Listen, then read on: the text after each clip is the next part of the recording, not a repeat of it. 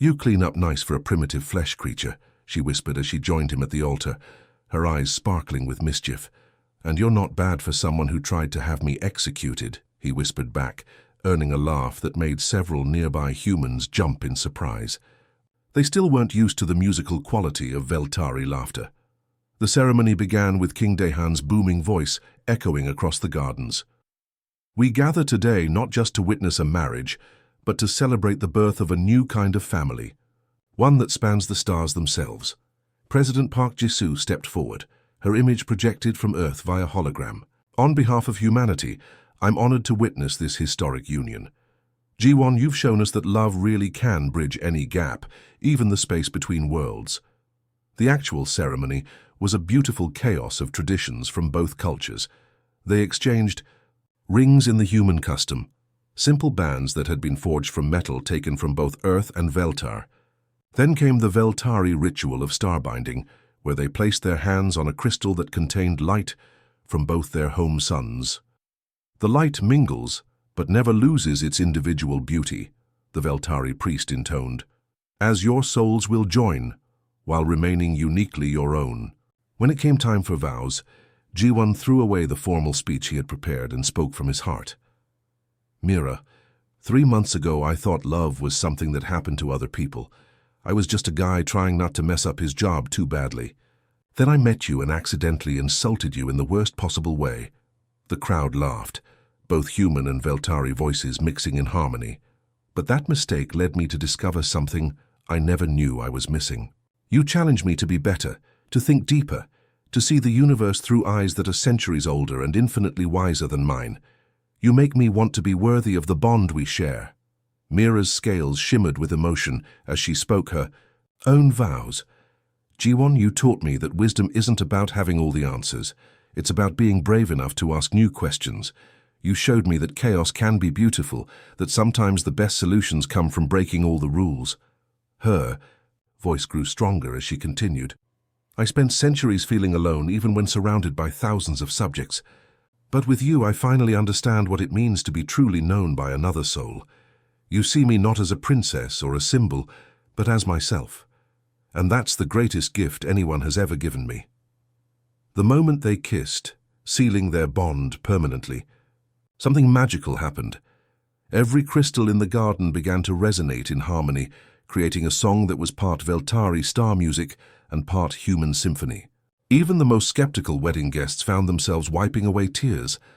The celebration lasted for 3 days, with humans teaching Veltari how to dance the electric slide, while Veltari showed humans how to harmonize with crystal formations. Captain Jung-hana got into a friendly drinking contest with a Veltari admiral, and somehow ended up planning a joint vacation to the moons of Jupiter. On the final day, King Dehan made an announcement that surprised everyone. "Ji-won, when you first arrived on our world, I saw you as a threat to everything I held dear. Now I see you as the son I never had. I formally adopt you into the royal house of Veltar, with all the rights and responsibilities that entails, President." Park Ji-soo's response came immediately from Earth. "And I hereby name Ji-won our first interspecies ambassador, with full authority to negotiate on behalf of humanity in all matters involving our new Veltari allies." The newlyweds' first official act was to announce the construction of Haven Station, a joint colony built exactly halfway between Earth and Veltar. The station would serve as a meeting place for both species, a symbol of cooperation and their new home. "We want to build a place where human children and Veltari younglings can grow up together," Mira explained to the gathered dignitaries, "where the next generation won't see differences between species, but similarities between minds seeking to understand the universe." As the wedding celebration finally wound down, Ji-won and Mira stood together on the palace balcony, looking up at the stars that no longer seemed like barriers between worlds, but bridges connecting them. "So," Mira said, leaning against his shoulder, "any regrets about that diplomatic blunder that started all this?" Ji-won wrapped his arms around his wife and smiled. "Best mistake I ever made. Though next time I want to compliment an alien princess, I'm definitely using a better translator."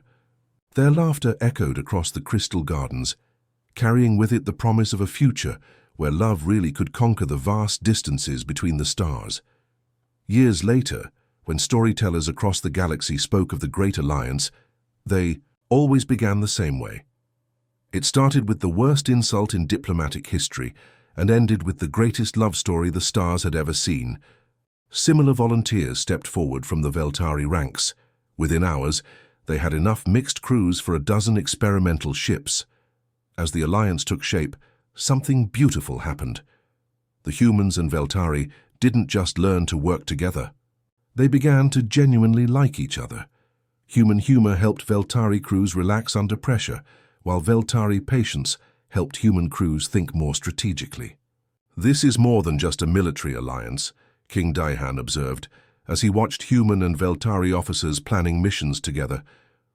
"You two have shown our peoples that cooperation makes us stronger than either could be alone." "That's what love does," Ji-won said, taking Mira's hand. "It doesn't just join two individuals, it creates something new that's greater than the sum of its parts." The final battle plan was a masterpiece of combined thinking, human creativity and Veltari. Precision had created strategies that neither species could have developed alone. Fast human ships would perform hit-and-run attacks to confuse the enemy, while powerful Veltari vessels waited in carefully calculated positions to deliver crushing blows. "The Zekai won't know what hit them," Captain Jung Hana said with satisfaction. "They're expecting to fight two separate species with predictable tactics. Instead, they're going to face something completely new." As the War Council dispersed to prepare for battle, Mira turned to Ji-won with a smile that made his heart skip a beat. "Ready to save both our worlds?" "With you?" Ji-won squeezed her hand, feeling her confidence flow through their bond. "I'm ready for anything." Outside the palace windows, human and Veltari ships were already beginning to form joint squadrons, their running lights creating new constellations in the alien sky. The Alliance of Hearts had become an alliance of worlds, and together they would face whatever came next. The bridge of the human flagship Harmony hummed with nervous energy as Ji-won watched the tactical display. Hundreds of ships from two different worlds hung in space around them, their formation looking like a deadly constellation against the star field. He had never commanded anything larger than a diplomatic shuttle before, but somehow the bond with Mira made military strategy feel as natural as breathing.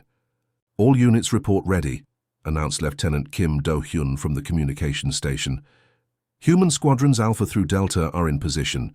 Veltari battle groups are holding formation." Through the psychic link, Ji-won could feel Mira's presence aboard the Veltari command ship Star's Edge. Her thoughts flowed into his mind like a calm river, bringing with them centuries of tactical knowledge that his human brain somehow understood perfectly.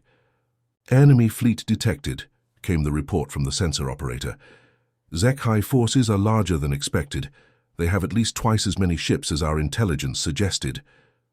Ji-won's stomach dropped, but Mira's steady confidence through their bond kept him focused. "We knew this might happen," her voice whispered in his mind. "Remember, they're expecting to fight two separate fleets. They don't know about our coordination." "All units, this is command," Ji-won announced over the fleet-wide channel. "Execute battle plan Aurora. Human squadrons begin harassment pattern. Veltari forces move to firing positions." The battle began like a deadly dance. Human ships, small and fast, darted between the massive Zekai vessels like angry wasps. Their unpredictable movements and constant chatter on open channels created chaos in the enemy formation. Meanwhile, the larger Veltari ships moved with mathematical precision to positions that Ji-won's tactical instincts had identified as perfect firing points. "It's working," shouted Commander Park Jin-ho from his fighter. "The Zekai are breaking formation to chase our squadrons." Through the bond, Ji-won felt Mira's satisfaction as her ships opened fire at exactly the right moment. Zekai vessels that had been focused on chasing human fighters suddenly found themselves under devastating attack from their flanks. But the enemy wasn't stupid. After the initial surprise, the Zekai commander began to adapt, reorganizing his forces into a defensive sphere that was harder to penetrate. "They're learning," Mira's voice came through both the communicator and their psychic link. "We need to switch to phase 2. "Understood," G1 replied. All human units execute wildcard protocol. Confuse their sensors with everything you've got. What followed was the most chaotic 10 minutes of space combat in recorded history. Human ships began transmitting false sensor readings, deploying holographic decoys, and performing maneuvers that defied standard military doctrine. Some pilots started broadcasting Earth music at maximum volume, while others used their ship's external lights to create flashing patterns that hurt to look at. The HFY, a species that prized order and discipline above all else, couldn't cope with the sensory overload. Their formation began to collapse as individual ships tried to respond to threats that might or might not be real. That's when the trap was sprung. "New contacts," the sensor operator screamed. "HFY reinforcements, jumping in behind us!"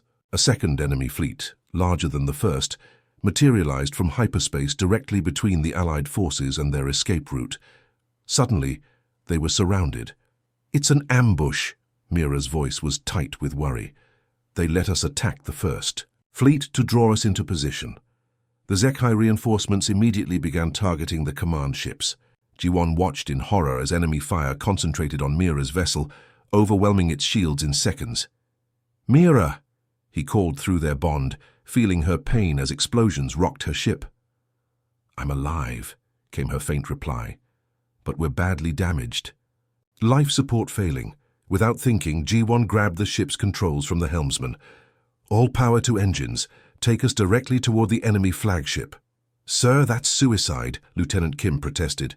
"No," G1 said grimly. "It's misdirection." He aimed the Harmony straight at the largest HFY vessel, broadcasting on all frequencies. "This is the human commander. You want a fight? Come and get me." The enemy took the bait. Every HFY ship in the immediate area turned their weapons toward the charging human flagship, giving Mira's damaged vessel the breathing room it needed to retreat. "G1, what are you doing?" Mira's voice was filled with panic. "What humans do best," he replied, feeling strangely calm. "Something completely crazy that might just work." At the last possible second, he ejected in an escape pod while the Harmony continued on autopilot. The flagship slammed into the HFY command vessel in a spectacular explosion that lit up space like a newborn star. Through their bond, Mira felt the explosion as if she had been caught in it herself. For a terrifying moment, she couldn't sense J1's presence at all. "No," she screamed, her anguish echoing across both fleets. "J1!" But then, faint as a whisper, she felt him. Alive, battered, floating in a tiny escape pod in the middle of a space battle, but definitely alive. "I'm okay," his voice crackled over the emergency channel, "though I think I'm going to need a ride home." The relief that flooded through both of them was so intense that every psychically sensitive being in both fleets felt it. In that moment, everyone watching understood that this wasn't just a political alliance. This was real love, the kind that made people willing to die for each other. "All units," Mira's voice rang out with new determination. "Protect the human commander. He's shown us what courage looks like. Now let's show the HFY what happens when you threaten our family." The tide of battle turned. Human and Veltari crews, inspired by their commander's sacrifice and love, fought with a coordination and ferocity that the HFY couldn't match. Ships that had been built by different species for different purposes moved together like they were parts of the same organism. By the time G1 was safely aboard a rescue ship, the enemy fleet was in full retreat. The Alliance had won its first victory, but more importantly, it had proven that love really could conquer the stars. The wedding took place in the crystal gardens of Veltar, but it looked nothing like a typical royal ceremony. Instead of formal, rows of seats, humans and Veltari mingled freely across the terraced gardens, their different heights and shapes creating a beautiful tapestry of two species learning to celebrate together. G1 stood at the altar, wearing a mix of Earth formal wear and Veltari ceremonial robes, feeling more nervous than he had during any space battle. His hands shook slightly as he watched Princess Mira approach through the crowd of well-wishers.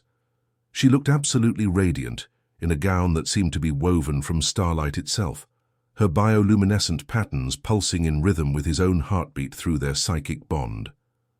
Mira's scales shifted to a softer shade of blue. The trial of unity will reveal if that's true. When our minds connect, there will be no lies between us, no secrets, no walls. An elderly Veltari priest entered the chamber, his movements slow and ceremonial. "The trial of unity is the most sacred of our bonding rituals," he intoned. "Your consciousness will merge completely. You will experience each other's memories, emotions, and deepest thoughts." Many couples find the intimacy overwhelming. "What if we can't handle it?" Ji-won asked. "Then the bond will be severed permanently," the priest replied, "and you will both be changed forever by what you've seen." Ji-won and Mira took their places in the strange chairs. The moment they sat down, tendrils of energy began wrapping around them like gentle vines made of light. Ji-won felt a tingling sensation that started in his fingertips and spread throughout his body. "Remember," the priest said, "do not fight. The connection. Let your minds flow together like two rivers joining the sea." The energy streams connected, and suddenly Ji-won's world exploded into sensation. He was no longer just himself. He was Mira, too. Experiencing her memories as if they were his own, he felt the crushing weight of royal responsibility that had pressed down on her since childhood. Centuries of making decisions that affected millions of lives, always wondering if he was wise enough, strong enough, good enough. The loneliness was overwhelming, surrounded by people who feared her too much to be genuine friends, advisors who told her what she wanted to hear instead of what she needed to know. But Mira was experiencing his memories too. She felt his wonder at seeing new worlds for the first time, his excitement at meeting alien species, his deep love for humanity despite all its flaws. She experienced his childhood on Earth, running through fields under an open sky, playing, with friends who teased him mercilessly but loved him completely. "Your mind is so unchaotic," Mira's voice echoed in the shared space of their consciousness. "But it's beautiful chaos, like a storm that brings rain to a desert. And yours is like a deep ocean," Ji-won replied, his thoughts mixing with hers. Calm on the surface but full of hidden currents and incredible depth. As their minds merged more completely, something unexpected happened. The chaos of Ji-won's thoughts began to organize itself around Mira's structured thinking, while her rigid patterns started to flow more freely with his creativity. They were becoming something new, something that was both of them and neither of them at the same time. "I can feel what you're thinking before you think it," Mira whispered in amazement. "And I understand things I never understood before," Ji-won said. "The mathematics of starsong, the poetry of quantum mechanics. Your knowledge is becoming mine." They lost track of time in that shared space, their consciousness dancing together like two flames that had become one fire. For the first time in either of their lives, they were completely understood by another being. Then reality crashed back in like a bucket of cold water. Alarms were blaring throughout the palace, and the energy streams connecting them flickered and died. They were back in their separate bodies, but somehow still connected by invisible threads. King Daehan burst into the chamber, his massive form filling the doorway. "The Zekhai fleet has been detected approaching both our worlds simultaneously. They mean to destroy us all before we can unite against them." Captain Jung-hana's voice crackled through Ji-won's communicator. "Ji-won, Earth Command needs you back here immediately. We're mobilizing every ship we have, but we need someone who understands alien psychology to help plan our strategy." "And I need you here," King Daehan said, his eyes fixed on Ji-won. "You are bonded to my daughter now. Your loyalty should be to Veltar." Ji-won stood up on shaky legs, his mind still reeling from the connection with Mira. He could feel her emotions as clearly as his own, fear for her people, anger at being used as a political tool, and underneath it all, love for him that was as deep as space itself. "I won't choose between my birth family and my bonded family," he said, surprised by the steadiness of his own voice. "But I will choose to fight for both. The Zekhai want to destroy everything we care about. Maybe it's time we stopped thinking about Earth versus Veltar and started thinking about us versus them." Mira stood beside him, and he could feel her mind touching his, their thoughts flowing together like two streams joining a river. "He's right," she said to her father. "The bond has shown me something important. Human and Veltari thinking patterns complement each other perfectly. Together we might be able to find strategies that neither species could develop alone." King Daehan looked between them, and for the first time since Ji-won had known him, the massive alien king smiled. Then let us see what this bonded pair can accomplish when they work as one. The war room buzzed with tension as holographic displays showed enemy fleet movements throughout the galaxy. Red dots representing Zek-Hi ships moved like a spreading infection across the star maps, while blue and green dots marking human and Veltari forces seemed pathetically small in comparison. Ji-won stood at the center of it all, his mind racing as he studied the tactical situation. The psychic bond with Mira had changed something fundamental in how his brain worked. He could see patterns that had been invisible before, connections between strategy and logistics that made perfect sense now. "This is insane, Colonel Kang," Hyun said, shaking his head as he reviewed Ji-won's preliminary battle plans. "You want to combine human and alien forces into mixed units? Our soldiers don't even speak the same language, let alone fight the same way." "That's exactly why it will work," Ji-won insisted, manipulating the holographic display to show his proposed fleet formations. "The Zek-Hi have been studying human tactics for months and Veltari strategies for centuries. They know how we fight. Separately, but they've never seen us fight together." Princess Mira stepped forward, her own tactical analysis glowing in the air beside Ji-won's. Even though they had only been bonded for a few hours, their plans fitted together like puzzle pieces, designed by the same mind. "Human ships are fast and unpredictable," she explained to the assembled officers. "Veltari vessels are slower but have superior shielding and firepower. If we pair them correctly, the human ships can draw enemy fire while the Veltari ships position themselves for devastating strikes." King Daehan studied the combined battle plan, his massive frame casting shadows across the holographic projections. This level of coordination would require perfect communication between species that have never worked together before. "We'll be the communication link," Ji-won said, gesturing between himself and Mira. "The psychic bond lets us share thoughts instantly. We can coordinate the entire battle in real time." Captain Jung Hana's image flickered on the main screen from her flagship orbiting Earth. "Ji-won, I've known you for 3 years, and you've never shown any interest in military tactics. Now you're proposing to revolutionize interstellar warfare." "The bond changed me," Ji-won explained, trying to put the experience into words. "I can think like a Veltari now, see patterns the way they do, but I'm still human enough to find creative solutions.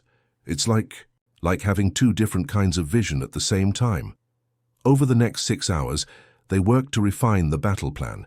Ji-won would sketch out an innovative attack pattern, and Mira would immediately understand how to implement it with mathematical precision. When she identified a weakness in Zek-Hi defensive formations, he would instantly see 3 different ways to exploit it. The War Council watched in amazement as the bonded pair worked together. They spoke in half sentences, finishing each other's thoughts, their hands moving in perfect synchronization as they adjusted tactical displays. It was like watching a single mind operating 2 bodies. "Look at this," Mira said, highlighting a section of the enemy fleet formation. "The Zek-Hi always position their command ships in the center, protected by layers of smaller vessels. But they have to maintain communication with their outer ships," Ji-won continued seamlessly.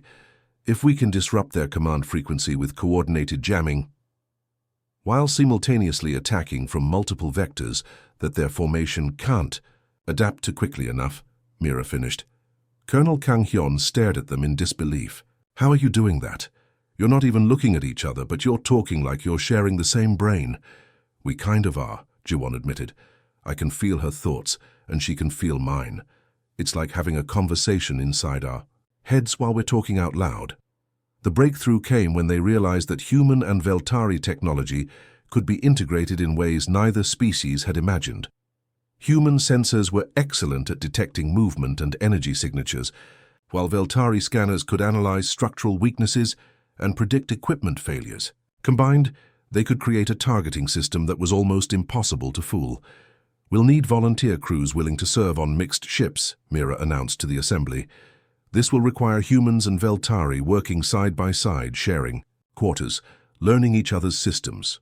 "My people will volunteer," said Commander Park Jin-ho, the leader of Earth's most elite squadron. If our diplomat can bond with an alien princess, our pilots can learn to work with alien engineers.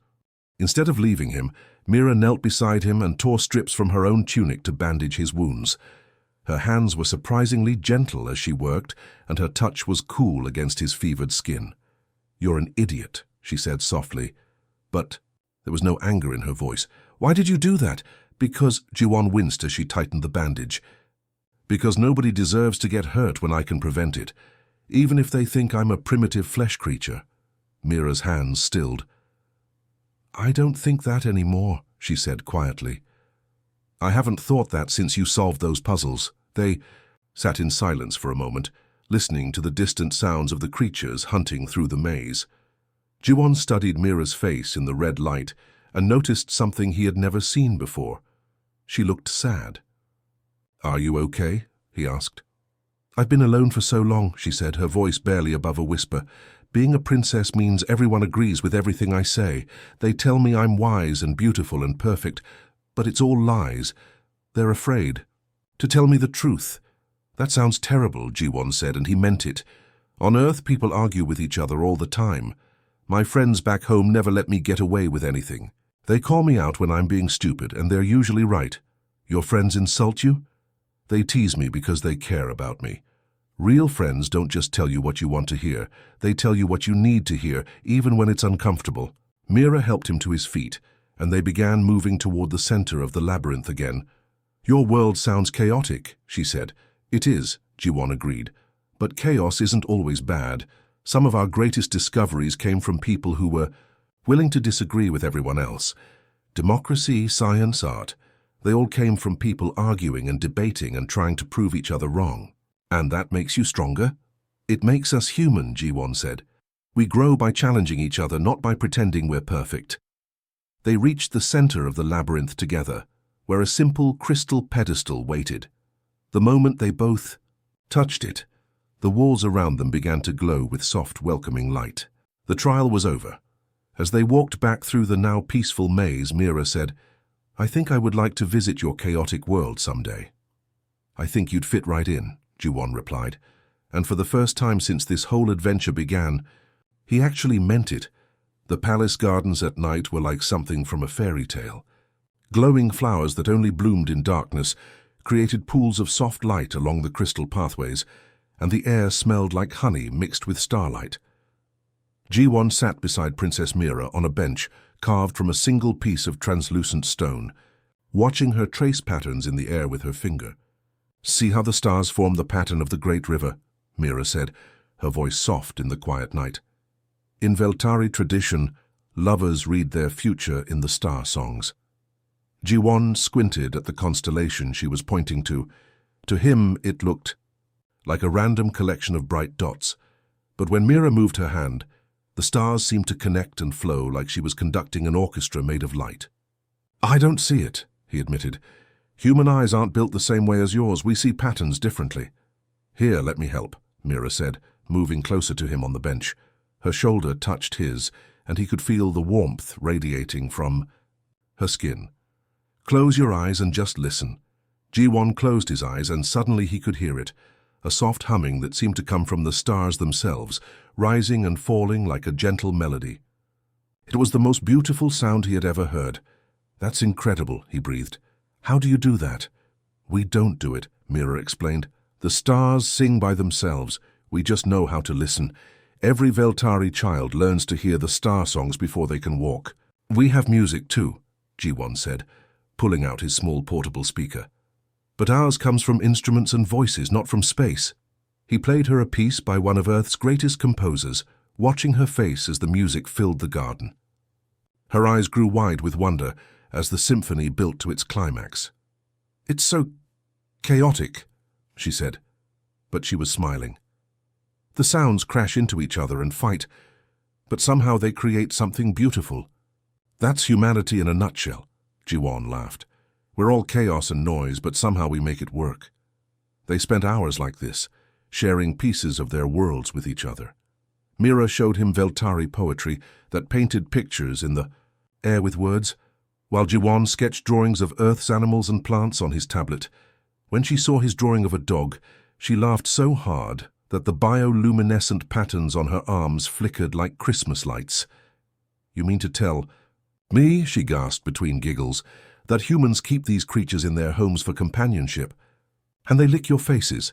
"Dogs are the best," G1 insisted, grinning at her reaction. "Loyal, loving, always happy to see you, though I guess they do slobber a lot."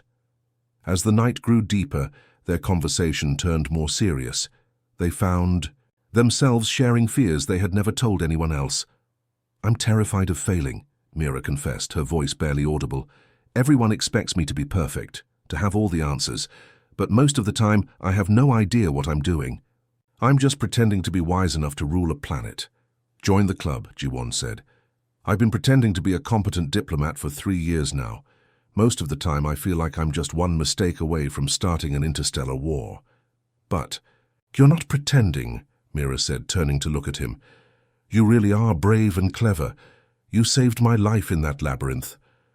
"And you really are wise," Jiwon replied.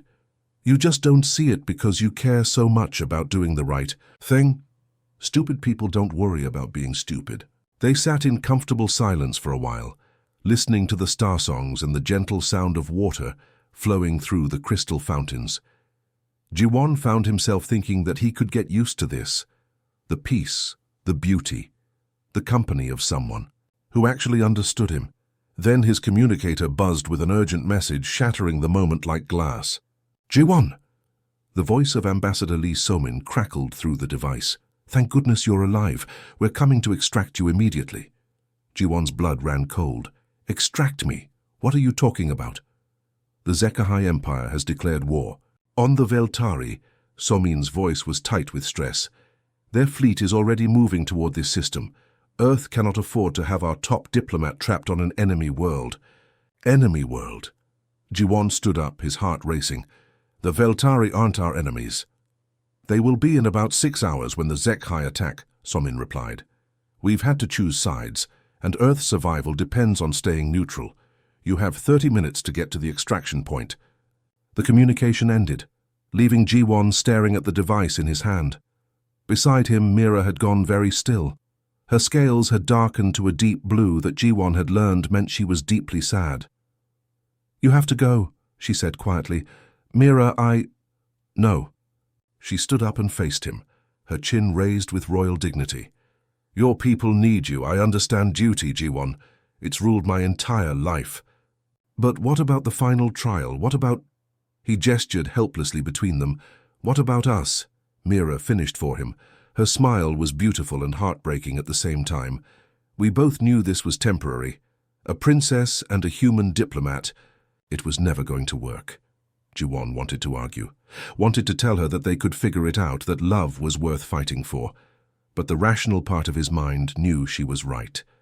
His duty was to Earth, to the billions of humans who were counting on him to keep them safe. "I don't want to leave you," he said, his voice rough with emotion. "I don't want you to go," Mira replied. "But sometimes what we want doesn't matter. Sometimes we have to choose between our hearts and our responsibilities." In the distance, they could hear the sound of approaching ships. The extraction team was coming, and Jiwon had to make the hardest choice of his life. He looked at Mira one last time, memorizing her face in the starlight, then turned and walked toward his duty, leaving his heart behind in an alien garden under singing stars. The Chamber of Unity looked like the inside of a giant crystal egg, its curved walls pulsing with gentle waves of blue and silver light. Jiwon stood at one end of the room, his palms sweating as he stared at the strange device in the center. It looked like 2 chairs connected by streams of flowing energy, beautiful and terrifying at the same time. "I can't believe I'm back here," he muttered to himself. Just 12 hours ago, he had been walking toward that extraction ship, ready to leave Veltar forever. Then the Zekhai had attacked Earth's outer colonies, and suddenly everything had changed. Princess Mira entered the chamber, her expression unreadable. The patterns on her skin flickered nervously, betraying emotions she was trying to hide. "The extraction didn't go as planned, I see. The Zekhai hit 3 human colonies, while I was in the shuttle," Jiwon explained. "Captain Jung Hana said they needed every diplomatic option available. Apparently an alliance with the Veltari is back on the table. How convenient, Mira said, but her voice lacked its usual bite. So now you're willing to complete the bonding ceremony because it serves Earth's interests? The accusation stung because it held a grain of truth. It's not that simple, Ji-won said. Yes, Earth needs this alliance, but I came back because I couldn't stop thinking about you. We think differently, Ji-won said simply. Not better or worse, just different. Maybe that's not such a bad thing. The Temple of Eternal Wisdom looked like something out of Ji-won's worst nightmares and best dreams combined. Massive crystal pillars, stretched up into darkness, covered in glowing symbols that seemed to move and shift when he wasn't looking directly at them. The air itself felt thick with ancient knowledge, making it hard to breathe normally. I can't believe I'm actually doing this, Ji-won whispered to himself, as he followed Princess Mira down a corridor that seemed to go on forever. Mira walked ahead of him, her posture straight and proud, but Ji-won noticed her hands were clenched into fists. She was nervous too, even if she was trying to hide it. The bioluminescent patterns on her arms pulsed in a steady rhythm that reminded him of a heartbeat. The trial of mind has defeated many couples, she said, without turning around. Even those who truly loved each other. It requires perfect understanding. Between two minds, something that... She paused. Something that may be impossible between our species. Thanks for the pep talk, Ji-won muttered. Really feeling confident now. They entered a circular chamber, where King Dihan waited with several elderly Veltari wearing elaborate robes. The king's expression was unreadable, but his eyes seemed to be studying Ji-won like he was trying to solve a puzzle himself. The trial of mind begins now, announced one of the elders, her voice echoing strangely in the crystal chamber. You must solve the eternal paradox together, or both of you will fail. The riddle has remained unsolved for 3,000 years. Many believe it has no answer. A holographic display materialized in the center of the room, showing what looked like a three-dimensional maze made of pure mathematics. Numbers and symbols flowed through the structure like water, creating patterns that hurt Ji-won's brain to follow. Great, he said. A math problem that's older than human civilization. No pressure. Mira stepped closer to the display, her eyes already analyzing the flowing patterns. The paradox asks, how can something be both infinite and finite? At the same time, how can an answer be both true and false? How can... Wait, Ji-won interrupted, holding up his hand. You're thinking about this like a Veltari, all logical and structured. But what if the answer isn't logical? Mira turned to stare at him. That makes no sense. Mathematics is always logical. It? Ji-won walked around the display, looking at it from different angles. What if we're asking the wrong question? What if the paradox isn't meant to be solved but experienced? That's ridiculous, Mira said, but her voice lacked conviction. She had seen him solve those other puzzles in ways that shouldn't have worked for... The next hour they argued and debated, their different ways of thinking clashing like waves against rocks. Mira approached the problem with centuries of learned wisdom, breaking it down into smaller parts and analyzing each piece. Ji-won threw ideas at it like spaghetti at a wall, seeing what would stick. Look, Ji-won said during a break, sitting on the crystal floor with his head in his hands. This is hopeless. We think completely differently. Your mind is like a precise laser and mine is like a tornado made of random thoughts. Mira sat down beside him, something she had never done with anyone outside her family. Perhaps that's exactly what we need, she said quietly. I've been thinking, you solved those puzzles yesterday because you didn't know they were supposed to be impossible. You approached them without the weight of centuries of failed attempts. And you have all that knowledge I don't have, Ji-won replied. You understand the deeper meanings behind these symbols. You know the history, the context. They looked at each other, and for the first time since they'd met, it wasn't with anger or frustration.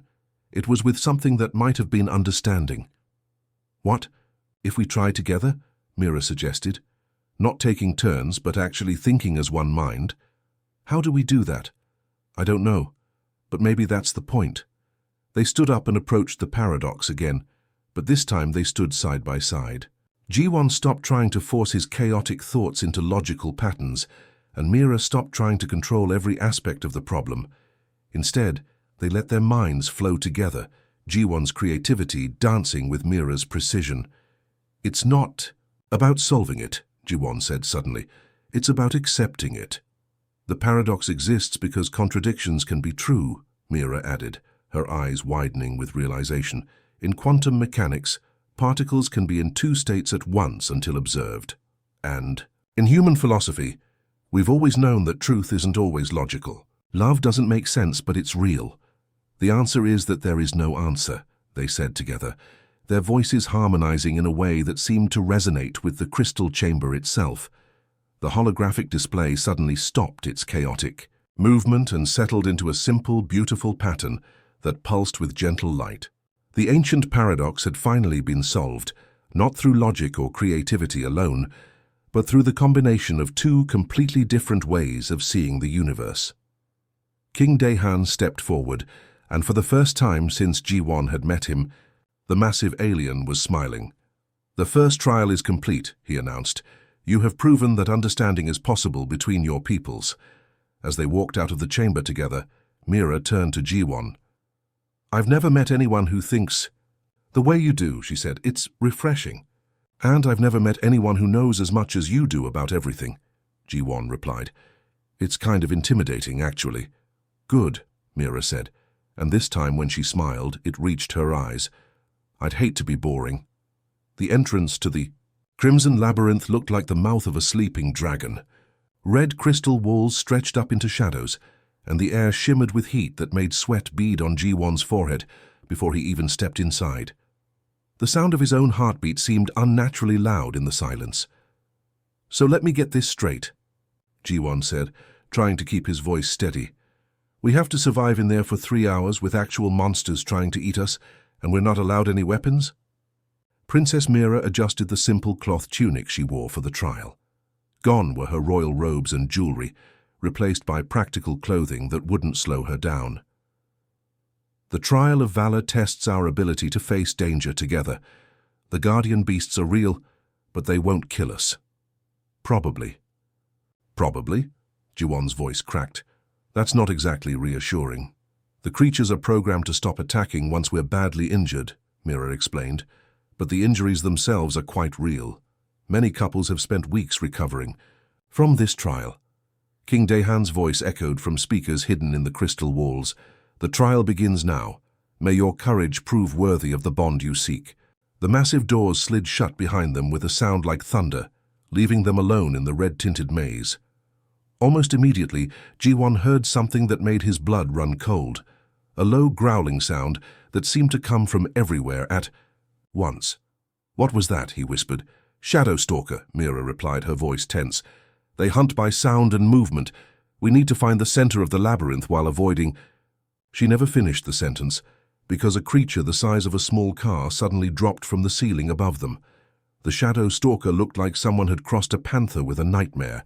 Its body was covered in scales that shifted color to match the red walls, making it nearly invisible. 6 legs ended in claws that could probably cut through steel, and its eyes glowed like hot coals. Ji-won did the only thing he could think of. He started jumping up and down and waving his arms like a maniac. "Hey! Hey, ugly! Over here!" The creature's head snapped toward him, confused by the strange display. In that moment of hesitation, Mira grabbed Ji-won's hand and pulled him down a side corridor. "What were you doing?" she hissed as they ran. "Confusing it," Ji-won panted. "Animals don't know what to do with weird behavior. It's like when you see someone dancing badly in public. You just stop and stare."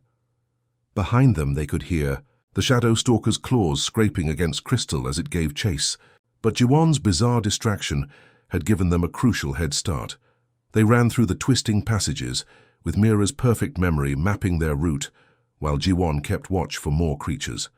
When they encountered a pack of crystal wing predators, Ji-won started singing old Earth songs at the top of his lungs, his terrible voice echoing off the walls in a way that made the creatures retreat in confusion. "How do you know this will work?" Mira asked as they caught their breath. "I don't," Ji-won admitted. "But thinking too much gets you killed in situations like this. Sometimes you have to trust your instincts." They were halfway to the center when Disaster struck. A massive crystal-wing predator, bigger than the others, burst from a hidden alcove directly at Mira. Without thinking, Jiwon threw himself between them, taking the creature's razor-sharp wing across his chest. Pain exploded through his body as he hit the ground hard. He could feel warm blood soaking through his shirt, and his vision blurred with tears. But he had bought Mira the seconds she needed to find an escape route. "This way!" she shouted, but when she looked back and saw him bleeding on the ground, she stopped running. "Jiwon, go!" he gasped. "I'll catch up." Kim Jiwon stepped off the transport shuttle and immediately felt his legs wobble. The gravity on Veltar was lighter than Earth's, making him feel like he might float away at any moment. He gripped his diplomatic briefcase tighter and tried to look confident, even though his heart was racing faster than a rocket engine. The crystalline world stretched out before him like something from a dream. Towering spires of pure blue crystal rose from the ground, catching the light from Veltar's twin suns and throwing rainbows across the sky. Everything sparkled and glowed, making Jiwon squint behind his protective glasses. He had studied photos of this place for months, but seeing it in person was completely different. "Remember, sir," whispered his assistant Park Min-soo, walking beside him, "the Veltari take their words very seriously. Every phrase has meaning. Don't try to be clever or funny." Jiwon nodded, though he was already nervous enough to forget his own name. This peace negotiation was the most important mission of his career. Earth needed the Veltari's advanced technology, and the Veltari needed Earth's resources. If he messed this up, both planets would suffer. The palace doors opened before them, revealing a massive throne room that took Jiwon's breath away. The ceiling stretched up so high he couldn't see the top. Walls made of living crystal pulsed with soft light, creating patterns that seemed to dance and flow like water. And there, at the far end of the room, sat the royal family on thrones that looked like they were carved from single pieces of starlight. King Daehan was huge, even sitting down. His skin was covered in scales that shifted from deep blue to silver as he moved. His eyes were the color of ancient ice, and they seemed to look right through Jiwon's soul. Beside him sat Princess Mira, and Jiwon had to work hard not to stare. She was beautiful in a way that was completely alien but somehow familiar. Her silver scales caught the light like armor, and her large eyes held intelligence that seemed older than Earth itself. The ceremonial greeting began with long speeches, in the Veltari language that Jiwon's translator device struggled to keep up with. Finally, it was his turn to speak. He had practiced this moment 1,000 times. All he had to do was offer a simple compliment to show respect. "Your Majesty, Your Highness," Jiwon began, his voice echoing in the vast chamber. "I come before you to honor the great wisdom of Princess Mira, whose mind shines like—" He paused, searching for the perfect phrase he had memorized. "Like the innocent thoughts of a learning child." The silence that followed was so complete that Jiwon could hear his own heartbeat. Then he noticed that every single Veltari in the room had gone completely still. Their scales had darkened to an angry red color he had never seen before. Princess Mira's eyes blazed with fury. Her scales shifted from silver to deep crimson, and she stood up so fast that her throne made a sound like breaking glass. The translator, in Jiwon's ear, crackled with static before delivering the horrible truth. He had just called the princess a simple-minded child in the most insulting way possible. "No, wait," Jiwon stammered, raising his hands. "I meant to say wise, wise like the stars." But King Daehan was already standing, his massive form towering over the throne room. When he spoke, his voice was like thunder rolling across mountains. "Human diplomat," he boomed, "you have offered the gravest insult possible to my daughter and our royal line. By the ancient laws of Veltar, this crime can only be answered in 2 ways: marriage to the one you have dishonored, or exile to the void of space." Jiwon's mind went blank. Marriage? Exile to space? These weren't exactly the options he had prepared for in diplomatic training. He looked around desperately, hoping someone would tell him this was all a misunderstanding. But every face in the room was deadly serious. I choose," Jiwon's voice cracked. He thought about floating alone in the cold emptiness of space forever. "I choose marriage, The moment the words left his mouth, he realized he had made a terrible mistake. The guest quarters felt more like a luxury prison than a diplomatic suite. Ji-won paced back and forth across the crystal floor, his footsteps echoing in the silence. The walls were beautiful, covered in patterns that shifted and changed like living art, but right now they felt like cage bars closing in around him. "This is insane," Ji-won muttered, running his hands through his hair. "I can't actually marry an alien princess, can I?" Park Min-soo sat hunched over a glowing tablet, scrolling through page after page of Veltari legal documents. His face grew paler with each line he read. "Sir, you need to sit down and listen to this carefully." Ji-won stopped pacing and dropped into a chair that molded itself to fit his body. Even the furniture on this planet was too advanced for comfort. "How bad is it?" "Veltari marriage isn't like human marriage," Min-soo said, his voice shaking slightly. "It's not just a ceremony or a legal contract. When two Veltari marry, they create something called a soul bond. Their minds become permanently connected. They can feel each other's emotions, share thoughts, even experience each other's memories." The blood drained from Ji-won's face. "You mean like mind reading?" "More than that. They become two parts of the same person. The bond can never be broken, not even by death. Some Veltari who lose their bonded partner die from the separation." Min-soo set down the tablet with trembling hands. "Sir, if you go through with this marriage, you'll never be fully human again." Before Ji-won could respond, the door chimed and slid open. Princess Mira strode into the room like a storm cloud, her scales flickering between silver and angry red. The bioluminescent patterns on her neck and arms pulsed with bright, harsh light that made Ji-won's eyes water. "Leave us," she commanded Min-soo, who scrambled out of the room so fast he nearly tripped over his own feet. Mira stood in the center of the room, her arms crossed, staring at Ji-won with eyes that could have melted steel. "So, primitive flesh creature, do you understand what you have done?" "Look, I know you're angry," Ji-won began, standing up to face her, "but calling me a flesh creature isn't going to help anything." "Help?" Mira's voice rose to a near shriek. "You think I want your help? You have destroyed my life with your ignorant mouth. Do you have any idea what it means for a Veltari princess to be soul-bonded to a... She gestured at him like he was something disgusting she'd found on her shoe. "A human," Ji-won finished for her. "The word you're looking for is human, and for your information, I didn't exactly plan this either. I was trying to be polite." "Polite?" Mira laughed, but there was no humor in it. "You called me a simple-minded child in front of the entire royal court. My own advisors are whispering behind my back, wondering if perhaps the human spoke the truth." Something in her voice made Ji-won pause. Beneath all that anger, he heard something else. Hurt. Real, deep hurt that had nothing to do with diplomatic. "Insults. You know what?" Ji-won said, his own anger rising. "Maybe I am just a primitive human, but at least I don't judge people based on what species they happen to be. And I certainly don't insult someone's intelligence before I've even tested it." Mira's eyes narrowed. "You dare question my intelligence?" "I'm questioning your judgment. You've decided I'm some kind of mindless beast based on one translation." "Hera, that doesn't sound very wise to me." The patterns on Mira's skin flared brighter. "Fine. If you think your crude human mind can match Veltari intellect, let's put it to the test." She waved her hand, and the wall behind her lit up with complex mathematical symbols and geometric patterns. "These are Veltari logic puzzles. Our greatest scholars have worked on them for centuries. Some remain unsolved." Ji-won studied the glowing symbols.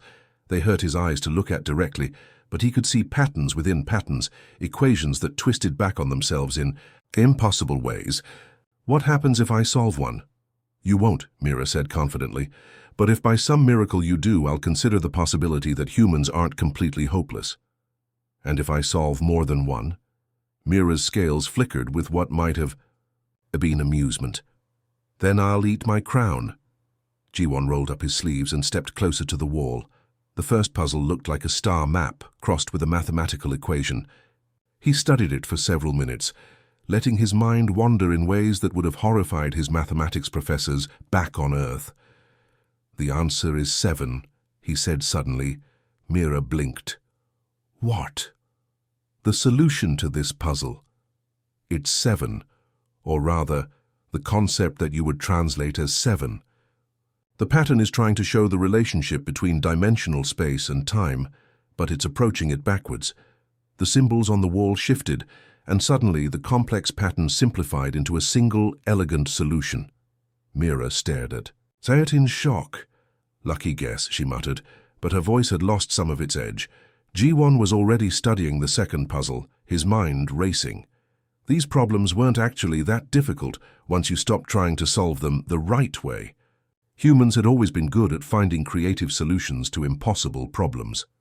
20 minutes later, he had solved 4 puzzles that had stumped Veltari scholars for decades. Mira sat down heavily in a chair, staring at the wall of solutions. "How?" she whispered.